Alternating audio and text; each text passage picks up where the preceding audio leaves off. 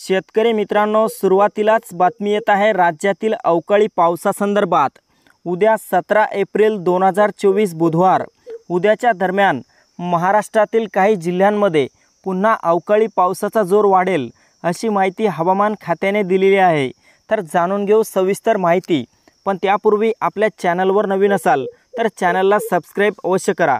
तर मित्रांनो, आपण या ठिकाणी पाहू शकता राज्याच्या सांगली, कोल्हापूर तसेच सातारा, सोलापूर, पंढरपूर आणि रत्नागिरी जिल्ह्याच्या काही भागात उद्या दुपारनंतर आणि रात्री मोठा जोरदार पाऊस होणार आहे।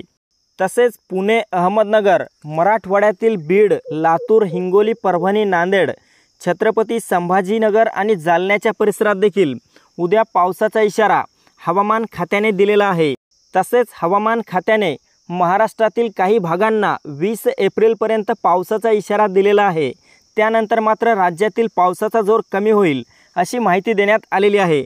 तर मित्रांनो, राज्यातील इतर ठिकाणी पाहिले असता उत्तर महाराष्ट्रात देखील नाशिक, मालेगाव, नंदुरबार, धुळे, जळगाव, चाळीसगाव, मनमाडच्या भागात ढगाळ वातावरण आणि काही परिसरामध्ये हलका ते मध्यम स्वरूपाचा पाऊस होऊ शकतो।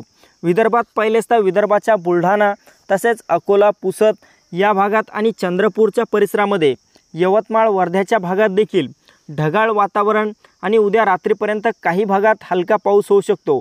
मात्र उर्वरित विदर्भामध्ये ढगाळ परिस्थिती असेल, मोठ्या पावसाची शक्यता इतर भागांमध्ये असणार नाही।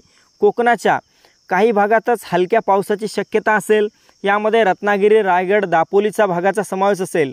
मात्र उर्वरित ठिकाणी ढगाळ वातावरण असेल, कुठेही पावसाची शक्यता नाही। तर मित्रांनो, ही होती हवामानाची छोटीशी अपडेट। आपल्याबरोबरच इतरांना पण शेअर करा, व्हिडिओला लाईक, चॅनलला सबस्क्राइब करा। धन्यवाद।